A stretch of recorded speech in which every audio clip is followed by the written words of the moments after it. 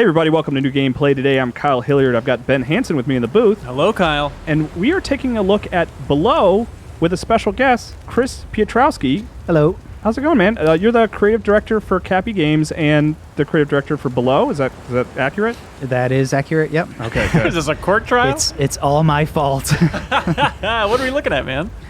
Well, this is Below, finally. It's... is that the new title of the game? Below, finally? Yeah, finally.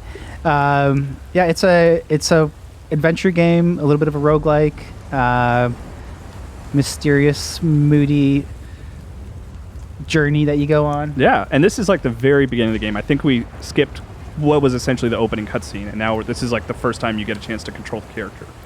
Yeah, so this is the game starts off on this shore of this little island. The intro sort of gets you here to the shore, so we skipped it because it's just like a really long sailing sequence. It's very pretty though. That's super nice to look at. It sets the mood. Yeah, certainly. I think when people have it in their living room and are just kind of playing it in the middle of the night, that's a good time to watch the intro. But not for cool internet videos. But, Chris, watching a 4-minute long sailing sequence over a stream, we skipped it. Yeah. So this is, now we kind of talked about this a little bit already. It's like, it is the levels are procedurally generated to a certain degree. Yes. Right?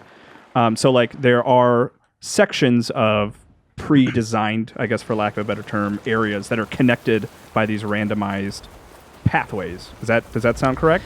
Right. Yeah. So the game is a combination of randomly generated areas, dungeons and caves and things like that, and those interconnect to little pockets of little handcrafted areas, like what you're seeing right now. This is the surface of the island, which is the kind of main hub of the world, and this is not randomly generated. This is just like a nice little space for you to explore, and that's kind of how the game flows. You enter into the world, pass through sequences of randomly generated procedural dungeons, and then within those dungeons there's little secret spaces for you to find that are filled with treasures and quest items and things like that.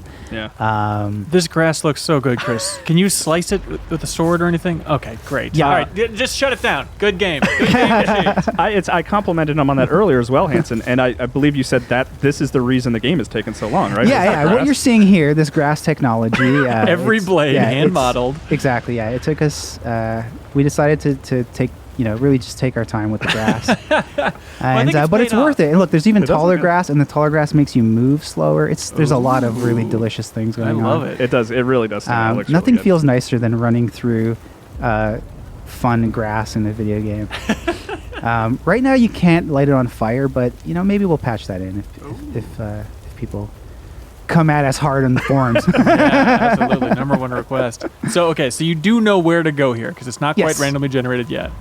Yeah, so at the beginning of the game starts off with you finding this object called the lantern on the surface of the island, and this is sort of the main quest item in the game. It's I kind of describe it as the game's Ocarina of Time in that it the main journey is built around the abilities and functions of this magical object. And one of the things that it does is that, as you can maybe see here, it reveals little hidden glyphs throughout the world. That's one of its little properties. Aside from it also illuminating the space that you're in. The game Below is very dark and gloomy and depressing. And so as you get deeper into the world, light becomes a major resource that you're really sort of managing. And you were telling me earlier that the lantern, because what happens is when you die, the idea is that a new traveler will appear on the island. That's right. And they can go collect that lantern that you dropped. So that lantern is like continually carried through the game by different characters who have come to the island. Right. Exactly. Yeah. So when you die in the game, you arrive on the island as a brand new character, and you are appearing on the island after the life of the previous character. So the characters that you're playing are all a little bit. They're randomized, in that their costumes a little bit different, their voices different, the ship they arrived on is different. But the one thing the lantern though is a persistent object, so if one wanderer takes it deep into the world and dies, say on level 2 or level 3 of the caves or something like that, then the lantern is stuck there, and the game kind of flips between two sort of states. One is when you're walking around with the lantern, and where the game is a little bit easier, a little bit brighter. The lantern is sort of the guiding light of the game. It sort of shows you little hints and like illuminates traps and sort of warns you of dangers and things like that. And you have to kind of recharge it with like gems, right? That's right. Yeah. But when you do lose the lantern, the game becomes a little bit more difficult.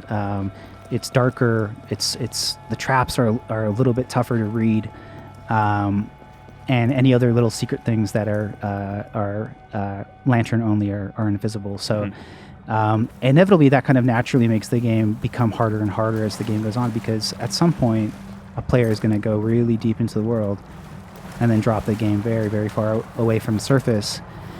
And then they're going to have to go get it. Yeah. And so just to be clear, it's only your previous characters that have dropped the lanterns. It's not like you'll see other players' lanterns dropped around or anything? No, like I mean, Below is a single-player game. Okay. So it is very much... it's the lantern, any progress in the game is just you. This is definitely a solitary journey. I really hope it's a game that players enjoy just sort of playing alone in their living room. Late at night. In the middle of the night with headphones on. With a YouTube video of the intro playing on their laptop. Right. Yeah, and maybe with some, depending on where you live, some legal marijuana. Oh, interesting. Okay. Okay. Oh, Capy. I get it now. But kids don't do drugs. So you just made a shortcut there. That seems handy. Yeah, so part of the ideas in the game is that as you progress into the world, at the beginning of the game, there's only one way to enter. Yeah, we had to climb the wall. That's right. But now you've looped around, and that was the starting beach, and now you've collapsed this bridge so you can get back to where you were. Yes, this is just like a first little intro to shortcuts, basically, to kind of explain the concept that hey, if you do look around in the game and you make the difficult progress to get to a spot, there's a good chance that somewhere around there is a shortcut that will poke a little hole back out to the surface. So at the beginning, you only have one sort of path to take, but as the game continues, the island becomes sort of a little interconnected hub. Whoops. So Kris is he's trying to go fishing right now. Oh, okay. Yeah, but both times I've tried to do this on camera, I failed. You claim to be an amazing fisherman, but have provided no evidence yet. I swear I'm good at fishing. Is that like a little bonus thing, or is that you're gonna want to fish in this game? Yeah, I mean it's just like a little. There are little animals in the game that provide resources and things like that, and then certain weapons that you get, two-handed weapons, generally have additional functions. So the spear, for example, is a pretty good, powerful weapon, but it also has a hidden ability to let you actually go for spearfishing. And but also, I mean, the reason you're fishing though is because you do have a hunger meter, which you can see in the top left. Yeah. There. So actually, you right need to here. eat. Yeah, so in the left corner there is the game's kind of survival UI. You've got the heart at the top, and that stores all of your blood, and which is represented by that's your HP basically in the game. And then tethered to that is the stomach icon. That's hunger, temperature, and thirst from left to right. So if any of those drain, they begin to drain on the heart. And then in the right corner, you've got your lantern UI with gems. So you need to find gems in order to actually use the lantern light.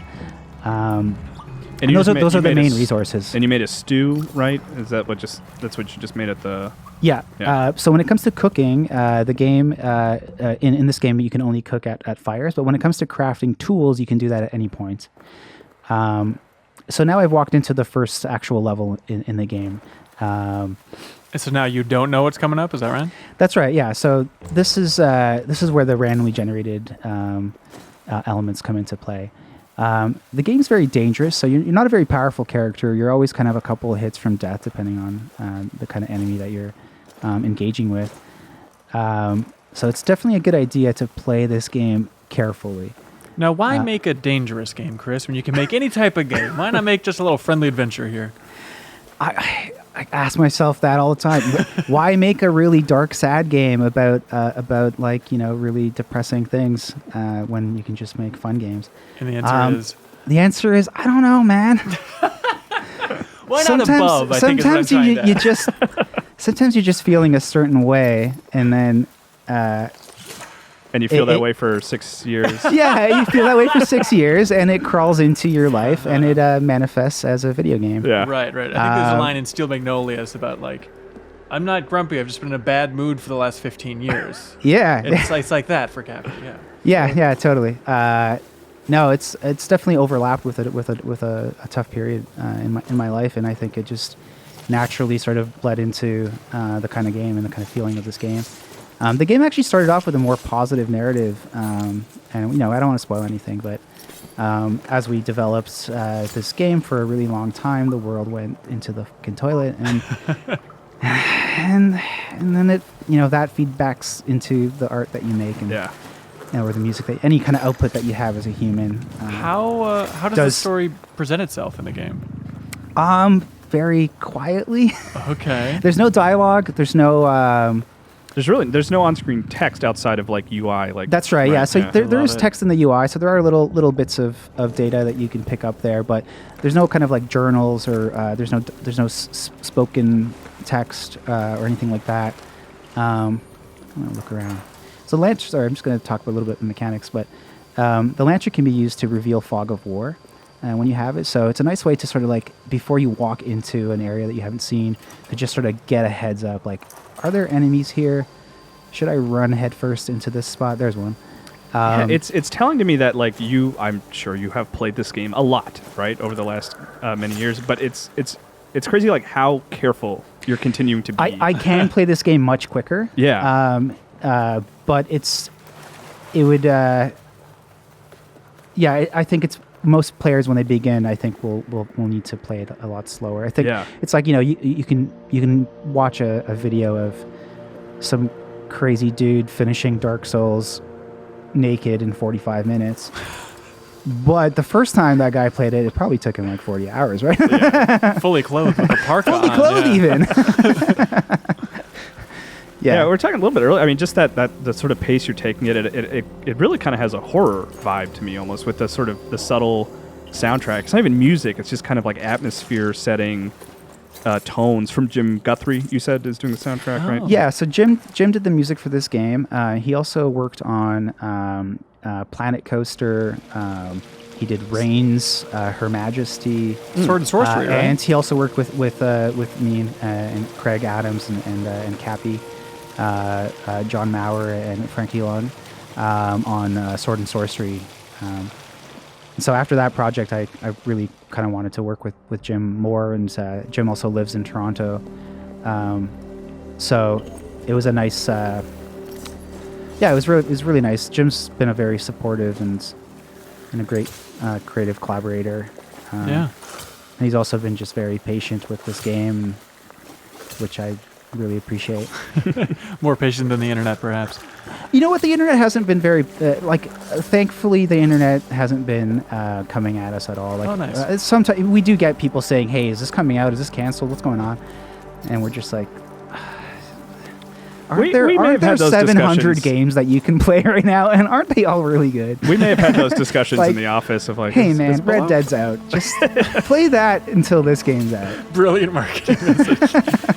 I love like the subtle depth of field stuff you guys are doing with the cameras here, just to help guide towards where the player is, because they're so small. Is that the idea, or you guys just like that kind of tilt shift look a little bit? Yeah, so at the beginning, we the tilt shift concept was there right from the beginning. The scale of the game and tilt shift was the very, very first sort of aesthetic decisions that we were making. And it does a lot of little interesting things. Like, it does actually help focus. Like, it helps the player kind of like really pay attention to their character while other things are out of focus. Yeah. The other thing about it too is because a lot of the level is on screen at any given time because of the scale, the tilt shift does help keep it obscured, even though technically you can see it on screen. You actually can't really see it until you until you get a little bit closer. Right. Smart. Like it's just a little bit of focus. Like you can see that little key over there. If I come, there it is. Yeah. So that's just kind of an exploration mechanic. Like I need to get a little bit closer, even though I can see a lot of this environment. So we're in the second level stage. How do you phrase it? This is the first level. First level. Okay. So this is just the very first level of the first zone. I just picked up a little key on this pedestal over here, and the key goes with this magic door. So every level follows a kind of classic structure where you have to explore it. On each level, there's a key to find, and then there's an exit door to find that takes you to the next level. Gotcha. And then this one just happens to be pretty simple, just because. Yeah, this is level 1, so we sort of put the key near the door so that you can, connect those dots for yourself. But then later on, levels get bigger, they get wider, more dangerous, and so generally you're kind of hunting for 2 things aside from just one. Yeah. If we saw like the look of level number 48, would our minds be blown? Is it going to be a bright sandy desert, or is this the general aesthetic for most of the game? There's each zone is different. Okay. You weirdly said something so close that I don't want to say anything. Interesting. All right. Yeah, you can plead the fifth. But let's if you just want. say it's not a bright sandy desert. Nothing in the game gets bright. Okay. That's what the lantern. The contrast in the game is the character has this beautiful magic lantern, and then the game is just this oppressive dark hole. So this was just like the first level that I got through. In between each level is a little sort of safe space like this, a little in-between zone. And in these little spaces, those are your opportunities to sort of go through and use the resources that you may have found. And you do it's like water plus 3 items to make soups and stews and to help with your heat and your hunger, right? That's right. So the way crafting works, as far as the soups and elixirs are concerned, is you have to start with water, and then any 3 edible ingredients can be thrown into the pot, and they'll generate something. Gotcha. So, for example, I'll throw in a little... the fish that you claim you're very good at catching. Yep. A turnip and a spud. 1 spud, please. And that just gives you basic soup. And so soup does give you back a little bit of health, a little bit of temperature, a little bit of thirst, and gives you a little bit of HP as well. Yeah. Within that system, though, you can... if you make soup with more meat, it becomes stew. If you make it with more vegetables, it's a broth, and those things are... stew is more towards hunger, broth is more towards thirst. And then inside that, there's also magic mushrooms as well. So if you start cooking, if you find these rare mushrooms and cook with those, then you're on a way to discovering all the different elixirs in the game. And the elixirs in the game are just sort of like your buffs, your standard buffs. So attack power, defensive power, those kinds of things. You can craft items as well, right? You have like string and rocks and so the items you can craft at any point, and the kinds of items they're all kind of survival support items. So torches, band-aids, or bandages. I always get that wrong. I think the brand Band-Aid has just like, it's like when you say Kleenex, you know? Yeah, right. Like it's not a Kleenex, it's tissue paper. Anyway, so you can craft the... what did you just make there? What is that? I made a spike. You can make new materials with certain things. So there's a bunch of little things to the crafting, but our crafting system isn't big. So I think like it's not a game where it's not like Don't Starve or Minecraft where it's just like a endless crafting. It's not the game isn't about crafting. The crafting is there to support the rest of the game. Gotcha. Just want to mention one more thing. When you're by the fire, if you happen to have 25 or more gems, you can spend them at the fire to generate a little shortcut.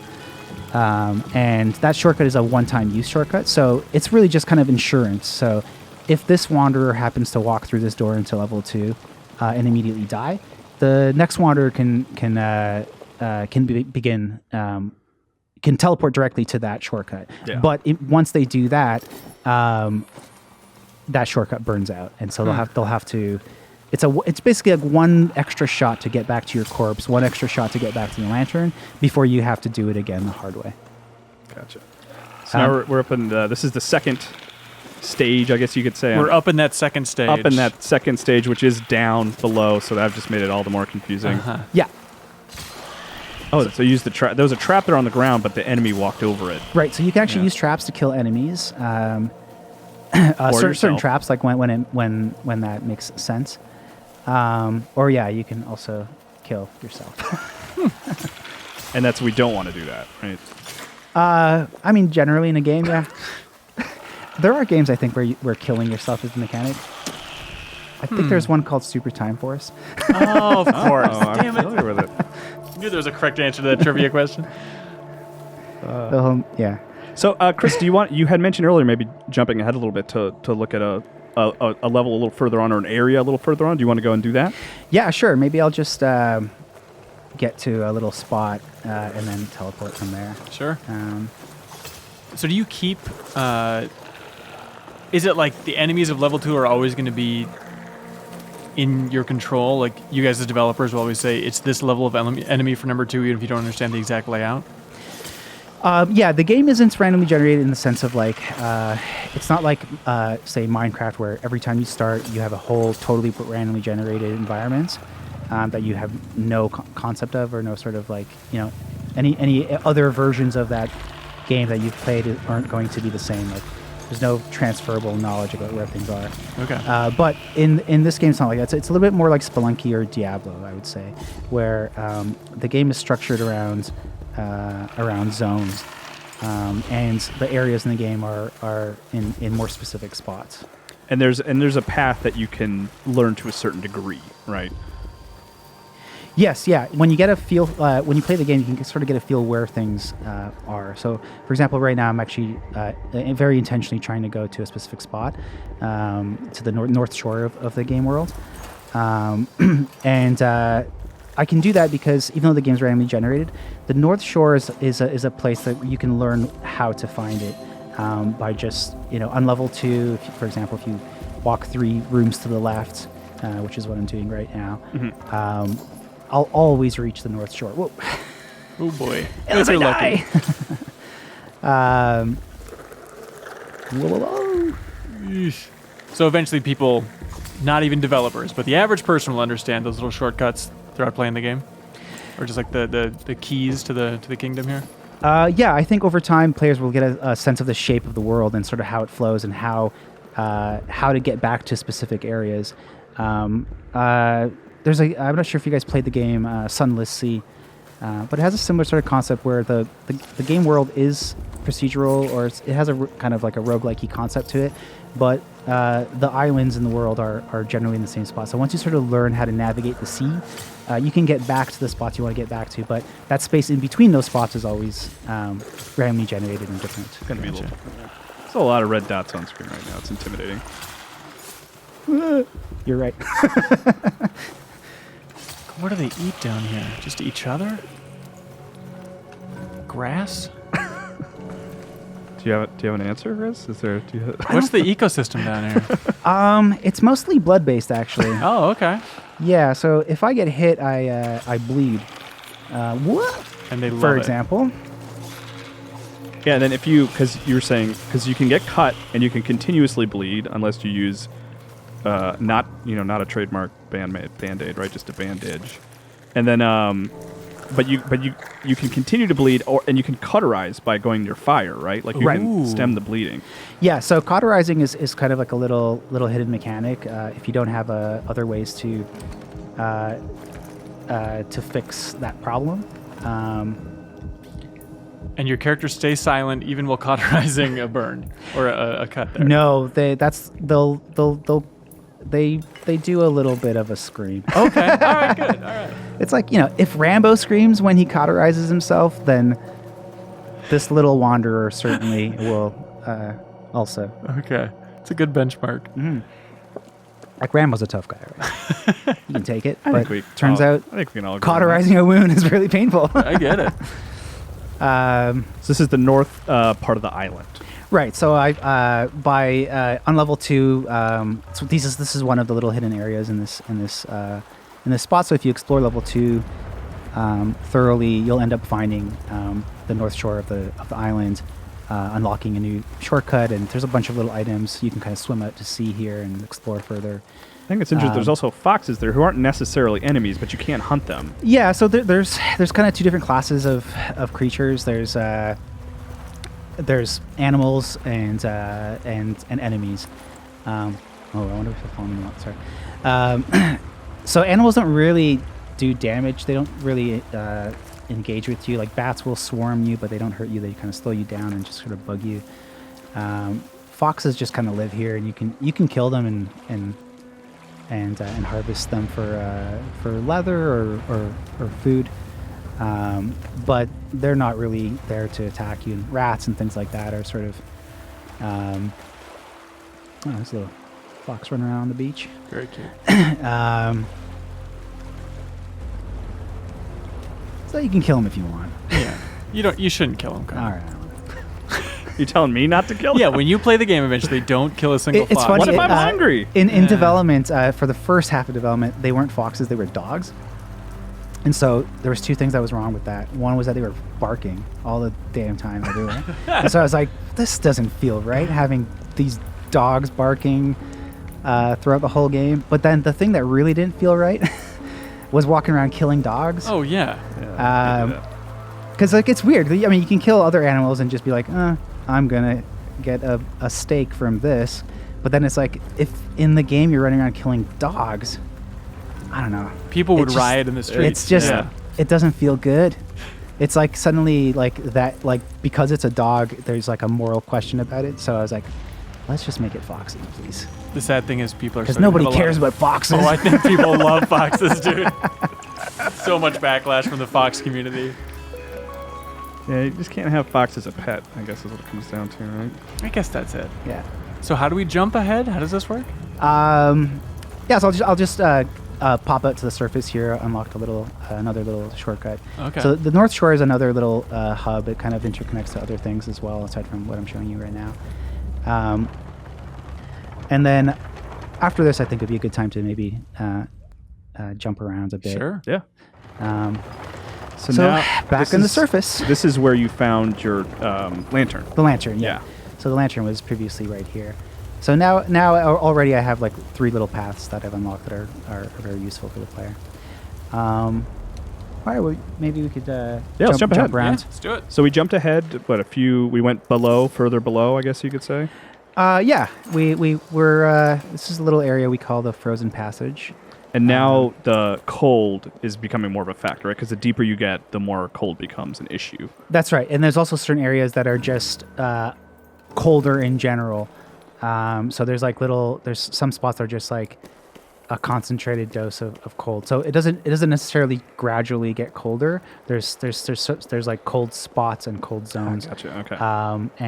But then certain areas are also just generally colder. Yeah. But that first area we were in, like, the cold just wasn't an issue earlier. No. Right? So it's a mechanic that comes into play a little bit later. We don't overload everybody or everything just in the caves in the first zone. So players learn about thirst and hunger and how to deal with that, and then as they get a little bit deeper, it's like, oh, okay, now this icon's blinking. What does that mean? So this would be around the game where around the point where cold starts to matter. Do you guys ever? Do you randomly put just some big freaky things down here as well? Oh, what do you mean? I mean, like, do you have just in some levels characters or players will just encounter a giant monster out of nowhere and you don't even know where it is? Do you have like that level of randomness in here where just you have oddball things popping in at random times for people? It's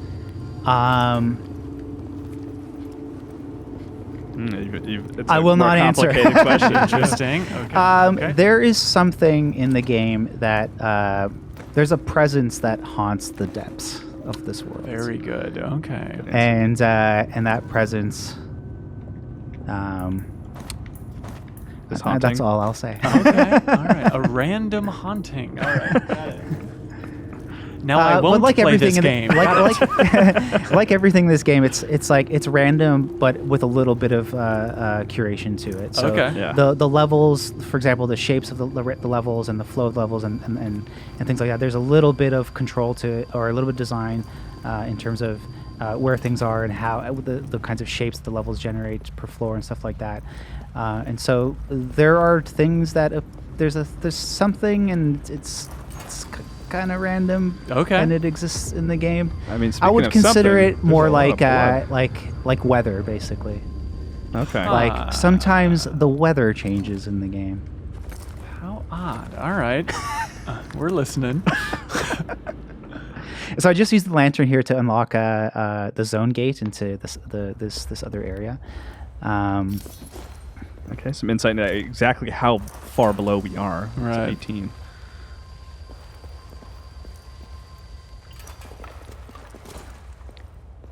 Do you like the sword and shield? Is that kind of generally your preference? I really like playing that way. I like playing sword and shield and bow. I haven't been using the bow a lot. Maybe I'll show a little bit of that. How many arrows do I have? Yeah, good. Could I make more arrows? No. Yeah, because you can make more arrows anytime it's the food and the soups and stews that you need to be near. Yes, you need to be in a little fire pit, little campfire to cook food. But you can also munch on food, on the ingredients on their own. But they give you back only a little bit of health. So this is one of the keys. So luckily I found the key to this level right away, which is a good Works out. lucky generation. What was I saying? Stuff. You're talking about your lucky generation, I think. Oh yeah. Yeah, you're the luckiest person on Earth. um, This is cool. Why'd you want to show off this level in particular? it's just a different. It's the next zone after the caves. Yeah. Okay. You also Just got different enemies, different traps, just different environments. Different soundtrack. creepier music. Yeah. Chris, I've been meaning to ask you, is this a good game? Is this a good game? Yeah, is this going to be a good game? It's not a trick question. I don't know if I'm the right person to, and I just never. I don't like it when people who make their own games are like, this game's the best, man. Oh, sure. Okay. Like I don't have that in me. But I think it's beautiful and I think it's unique and it has sort of a special place in my heart for sure. And yeah, I'm hoping that people do find it something that is enjoyable to play in the middle of the night when you're all alone and feeling gloomy. Yeah, for sure. Well, thanks so much for bringing it by, man. The My game pleasure. It's coming out pretty soon. Very soon, yeah. For Xbox One and PC. That's right, yeah. Cool. Well, thanks so much for playing and showing it off, man. I'm pleasure. excited for it. Yeah, thank you. Bye. Bye.